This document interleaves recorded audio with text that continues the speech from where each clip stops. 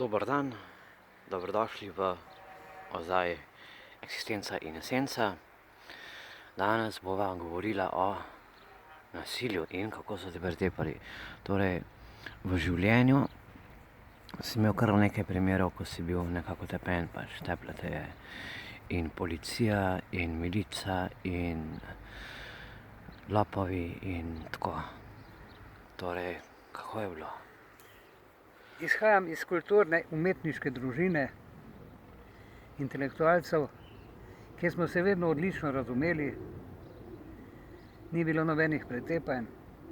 Včasih je bil ukor, seveda, če sem kaj naštimal, ampak dlje od ukora ni šlo. Toda, ko sem bil dijak klasične gimnazije v Mariboru, sem bil tudi urednik katedre, že mulc, že zelo mlad, 14 in 15 let. In takrat sem bil znan kot javni tribun, tako kot je bil znan moj očka, Avgust. In zanimivo, imel sem že z 12 leti svoj pisalni stroj Erika. Prav tako pa je seveda imel svoj pisalni stroj Atek. In Ateka so poklicali, zanimivo, na Udbo, na zaslišanje, češ kako da ima on pisalni stroj. In jim je rekel, a je to kaznivo dejanje, a je to prekršek. So rekli ne.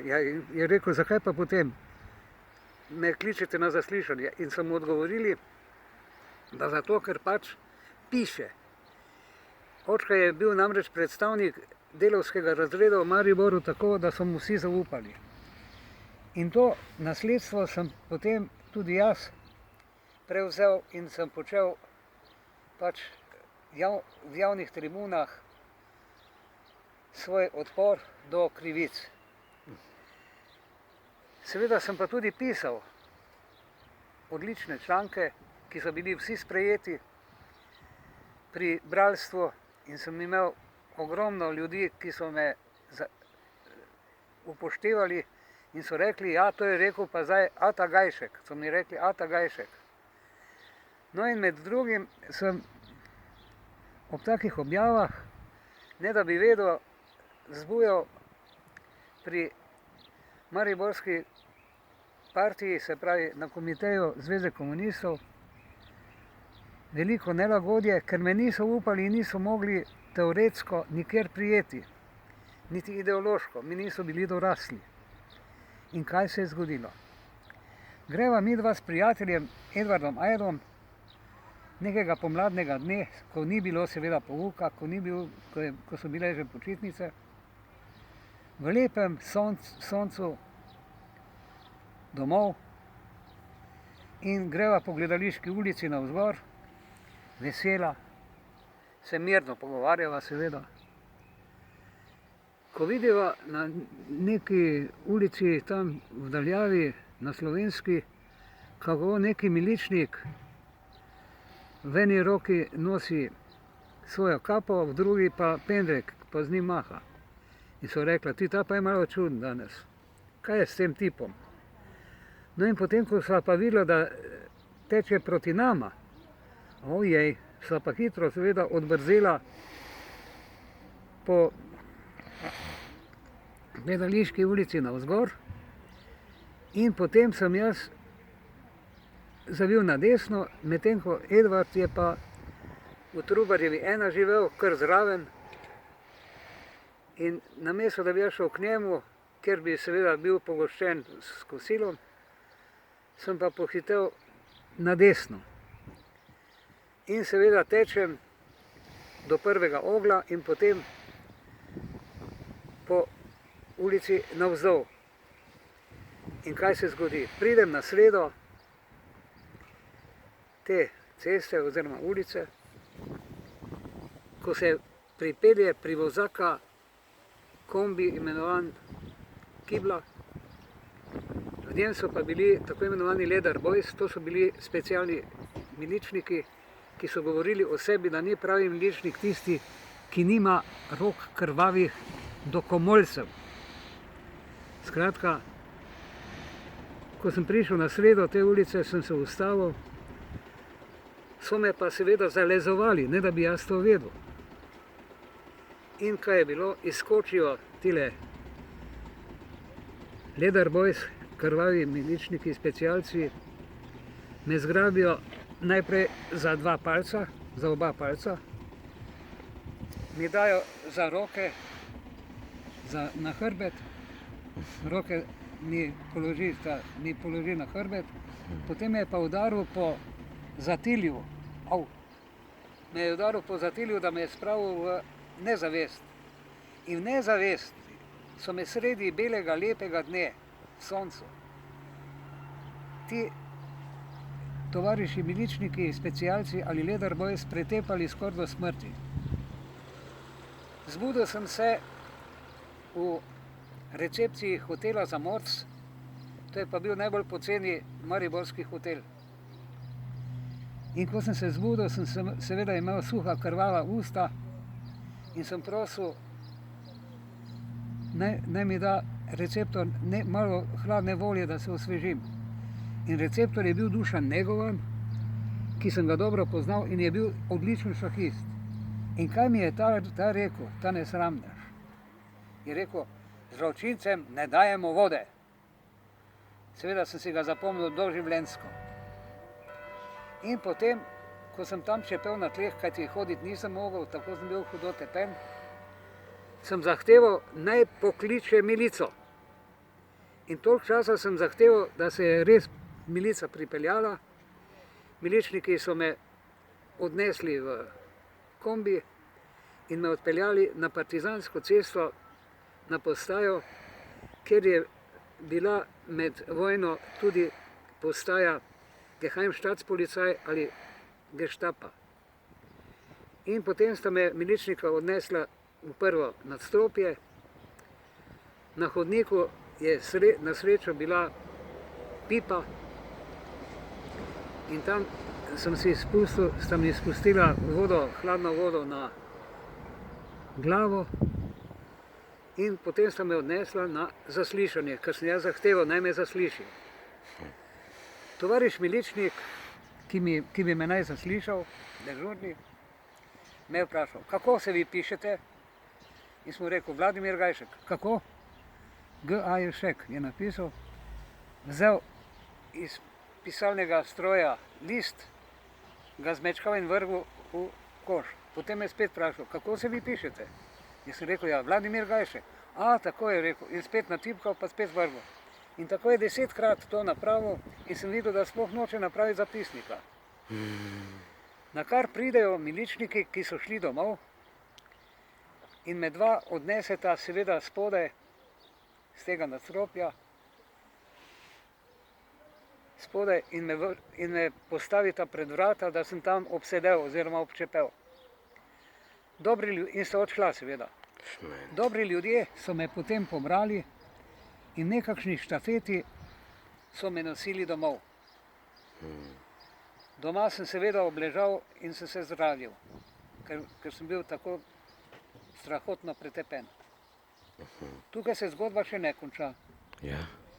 Kar me je prizadelo, ni bilo to, da sem bil tako strahotno tepen, ampak me je bolelo, najbolj bolelo to, da so prijatelji ostali taki, da me niso obiskali doma in so gledali proč, bi rekel. Razen Edvarda Ajda in še kakega drugega prijatelja. Torej zapisnika ni bilo. Potem so mi pa rekli tudi, če bi se tvoj očka pritožil, da si bil tako tepen, bomo še njega in njega bomo pa do smrti. Pretepli seveda. In potem, končno, čez nekaj časa, čez kako leto, sem izvedel, da so me pretepali po ukazu komunistično-partijskega šefa občinskega komiteja Zveze komunistov Maribor, ki je bil malo prej šef tajništva za notranje zadeve ali UDVE. Tega sem kasneje tudi srečal, nekoč po mnogih letih na vlaku, že v Sloveniji, in je sedel v kupeju, seveda sem se potem sam odstranil in je rekel, da ima čebelnjak in da se ukvarja s čebelarstvom. Menda se je bal, da ga bom jaz pretepal, ampak nisem. Samo vstal sem in odšel iz tega kupeja. No, to je bil prvi tak prostaški pretep, ko nisem bil nič kriv, seveda. Razen morda, da sem kakšen članek napisal. No, potem bova povedala, kako sem bil pretepen z mimo, ko me je tepel v 5. nadstropju Tesaške 16, psihopatski pretepač, znoreli Marjan Krašovec. Lahko si tudi anonimen. Nič ne bom anonimen, kar povedal bom, kdo je kdo. In sem zjutraj čistil skupno neko pralnico, ki je bila sicer vedno prazna. Vseeno, kdo je, ne pomemben. In potem pride ta Krašovec med vrata, se postavi tako. To je nek udbošek pač. Ni bil nič udbovec. Je. Psihopat je bil. Je, udbošek. Prosim, ne vid. Se tako postavi in seveda, ker sem bil v nočni pižami, ki je črtasta, je ta psihopatno oblodnil, da sem jaz v taborišču Auschwitz, on je pa kapal. In tako me je napadel brez razloga. Kot kapa v Auschwitzu me je pretepal kot nekega taboriščnika. Seveda sem potem poklical na pomoč policijo, ki me je odpeljala v UKC na intenzivni oddelek, kjer so me uredili. No in izvedel sem, da je ta Krašovec pretepal pred mano nekega 70-letnega bolnika na Berlsah, tudi brez vsakega razloga, seveda in krvavo. In zdaj epilog.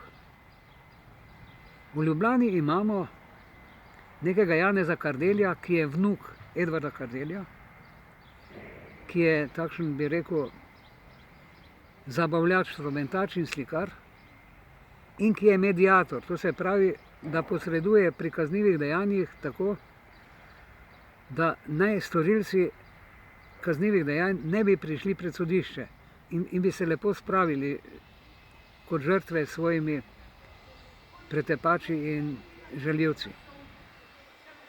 Seveda, jaz sem se oglasil na srednji ekonomski šoli, kjer je bila tudi neka Kardeljeva ženska ravnateljica. Tega seveda ni bilo, tega Janeza Kardelja, ker bi mu naštel svoje. In kljub temu so potem priredili proces. Na obravnavi, torej na sodni obravnavi, so potem odredili milo kazen, ne za zaporom, ampak nekako pogojno za tega znanega pretepača Krašovca. Bil je tako nor, med drugim povem, da je rekel, da bo pobiral po cestah mačke in jih dresiral, naj ubijajo golobe, med drugim. Se pravi, zmedena osebnost. No in potem sem seveda dosegel, da sem le šel v Mladiko, se pravi zasteničeni hotel. Najhujši je pa potem spet v Ljubljani, seveda, ko sem stal na postajališču Ljubljanskega potniškega prometa in je bil, tam sem stal, čakal sem na avtobus in pride mimo neki tip, zlikovec, neznanec, in me udari z vrečko, v kateri je bilo rezilo. To je bil poskus uboja. Krvavel sem kot na kolinah. In je zginil in kljub vsemu ga dva policista nista prijela, zapisala in odvedla v zapor. Najhujši primer pa je, veš, ko si bil ti Videk Mojček, pri mamici in babici Vidi v Mariboru, Ja? sem šel jaz na obisk v počitnicah in bil sem izvrstno lepo oblečen, kot maneken, ves v belem, krasno oblečen. In imel sem tudi seveda torbico. Izstopim v Mariboru s kolodvora, z vlaka in grem seveda na obisk k mamici in tebi in k babici Vidi. Nenadoma me na sredi ulice v mestu zahrbtno naskočijo 3 tipi, mladi. Eden mi nastavi nož na vrat, na grlo, drugi me začel brskati in tepst, tretji pa seveda me je pa oropal. Torej, tako so me tepli tudi kot koline. In potem, ko so me pretepli in oropali, so seveda izginili. Ljudje so samo opazovali, nihče mi ni pomagal. In potem sem šel, oziroma sem se splazil nekako na postajo ljudske milice, to je še bilo tudi v Jugoslaviji, in povedal, kaj se mi je zgodilo. Tam so me posedli, me uredili malo z vodo, umili in 2 so ujeli, 2 ta roparja. In a veš, da sem ugovarjal, ta 2 so zverinsko, jaz mislim, da so jo pretepali. Na kar so jo v podhodu odpeljali v zapor. No, tretji, ki je bil kapo Dibanda, je bil tudi kasneje prijet. Na obravnavi so pa rekli, ti 3 tipi, da sem jaz baje stopil iz vlaka in da sem mahal z denarjem in klical, kdo hoče z mano na pivo. In seveda sem jaz vprašal sodnico in odvetnika in tožilko, če poznajo kakšnega butla, ki bi tako mahal z roko, in so seveda videli, da je to nenormalno, in ti naivci, roparji, sicer strašno nevarni, ampak naivni, so potem tudi ugotovili, da so se slabo zmenili. No in potem so me vprašali, kako da sem jaz zdržal, da me niso zaklali, ker sem imel nož, kuhinjski nož na vratu. Sem rekel, spomnite se, kako so v nekaterih nemških taboriščih SS-ovci pretepali svoje taboriščnike, ki so vse vzdržali. Po zimi v Zemimu so bosi stali in so jih tudi pustili čakati, pa se noben ni prehladil. In sem rekel, to je posebna, veste, to je posebna medicina žrtev, viktimološko. No in tako so ti 3 potem dobili zaporno kazen 8 let skupaj. Tretji je namreč rekel, da obžaluje, 2 pa niso hteli obžalovati. Vsi 3 so danes pokojni, ko sem izvedel. Capo di Banda se je baje obesil zaradi ljubezni, ker se je zaljubil neko punco, pa se je šel obesiti, ker ga ni uslišala. Skratka, ti pretepi so bili strašni. Tudi po zimi, ko sem v Ljubljani šel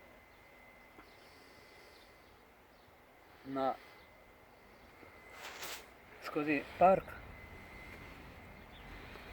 pri Ljubljanici, so sedeli brezdomna golazen in en od njih, znan pijanec pretepač, Darko, je stopil k meni, medtem ko sem mirno šel iz knjižnice. Na hrbtu sem imel nahrbtnik poln knjig, na glavi kapo, zima je bila, in potem je začel pretepati. Tudi ne, da bi mu karkoli storil. Na srečo je pripeljal čez most miličniški avto. In jaz sem, kolikor me je dalo, kolikor so me noge nosile, sem skočil pred ta avto, ki se je seveda ustavil. Prijeli so tega zverinskega pretepača Darka in zahtevali od njega osebno izkaznico, seveda. Namesto osebne izkaznice jim je pokazal samo nož. Tudi ga niso odpeljali takoj na hladno. Ne vem, če so napisali celo zapisnik. Skratka, kot vidiš, ta Darko mi je še vedno, piše se Majtan, tam je še tudi kdaj pretil, da je Hitler ubil premalo Judov in da bi bilo treba vse gajške pač pobiti. Kaj sem se mu zameril, mi ni jasno, se ga nisem poznal. Oziroma sem ga samo površno spoznal. In vidiš, ti pretepi so, bi rekel danes, kriminalno-viktimološka zadeva. No in na vse zadnje v domu starejših Škofljica sem potem, ko sta mi dva prijatelja umrla v isti sobi, 34 v prvem nadstropju, imel umeščenega kmetavzarskega vumbacitelja in batinaša, pretepača Ivana Kržiča. Ta je prvi dan, ko je prišel spat k meni, zjutraj, ko sem mu voščil dobro jutro, revsknil name: "Idi ti v kurac, pa dobro jutro." Pička ti materna, idi v kurac in dobro jutro. Sploh ga še prej nisem videl, kdo je. In potem je nadaljeval s tem nasiljem, tudi me je boksal, seveda, jaz sem se pa branil. In je imel srečo, da ga nisem, ker če bi jaz se branil, silo branil, bi ga seveda lahko pohabil. In tako je potem tudi ta pretepač, ki je tudi pretepal druge starčke, je pa doušnik direktorja in privilegiranec in se mu ni nič zgodilo. Narobe, mene je obtožil, da sem mu ukradel hlače, srajco, očala, denar in celo cigarete. Psihopat. In vendar ga ni nihče prijavil k domski psihiatrinji Žmucevi, Leji Žmuc, in še danes se dela, kot da pač nikoli ni nič napravil hudega. Ko sem jaz namreč dobil svojo sobo, enoposteljno sobo. In seveda jaz ga ne upoštevam, se napravim, kot da ga ne vidim, in če kdaj kaj nerga, pač naj nerga. Tudi mi je ta Kržič zapretil, da me bo tako imenovana belogardistična legija župnije v Škofljici napadla in me umorila, če me boš ti, Videk Mojček, peljal na invalidskem vozičku kje dlje, da se ne bo videlo. Skratka, je nevaren, ampak jaz se jih s tabo vred ne bojim. Ker veva, da nisva nič kriva, nikomu niso nič žalega storila. Torej, toliko o pretepih. Je pa res, da to nasilje, ki se je danes razširilo po Sloveniji, izhaja, to lahko rečem kot psihoterapeut, biblioterapeut, iz razloga družinskega primanjkljaja. Družine so nesrečne in otroci, ki jih ne vzgajajo v disciplini, ta pravi disciplini, v samozavesti in igri, seveda potem doživijo možgansko, bi rekel, konstrukcijo predrugačeno v odraščanju in preusmerjajo svoje hormone v nasilje namesto v veselo igro. Kljub temu seveda najraje imam mladino, ki je seveda naša bodočnost in naša sreča. Ne obsojajte mladih, ne obsojajte otrok, ne obsojajte ciganov oziroma tako imenovanih Romov, kajti, poglejte, romski otrok, ki nima vode, ki živi v umazanini, ki nima knjižnice, nima knjig, ki nima osnovnih življenjskih pogojev, ni kriv, da prenese svoje obnašanje v nasilno vedenjsko motnjo. Starši so tudi seveda krivi, ampak otrok ni kriv, da se razumemo, otrok ni kriv. Tudi ta mladinec, ki mu ne dajo zaposlitve, ni kriv. Naj se zaposli in dela. Tu bi še povedal na koncu koncev anekdoto. Nekoč sem jedel ob nekem morilcu, ki je postavil, ker je prišel iz zapora, opse nož na mizo. Na kar seveda jaz kot pisatelj in psihoterapevt ga vprašam, poslušaj ti si zdaj prišel iz zapora, kaj si pa ti po poklicu? Me čudno pogleda, vsi so se ga bali, tako je ustrahoval. Ta me čudno pogleda, pa reče, jaz sem pa kovinar. Ne vem, ali je bil ključavničar ali klepar ali kaj podobnega. No, sem rekel, ti in zdaj, ko si prišel iz zapora, a bi šel ti delat? Je rekel, z največjim veseljem. In potem sem mu napisal prošnjo. In ko sem mu napisal prošnjo, smo naročil, to pa zdaj odnesi na ta in ta podjetja in če boš dobil zaposlitev, boš lahko živel od svojega denarja, od svojega zaslužka in kazen si pač svojo odslužil.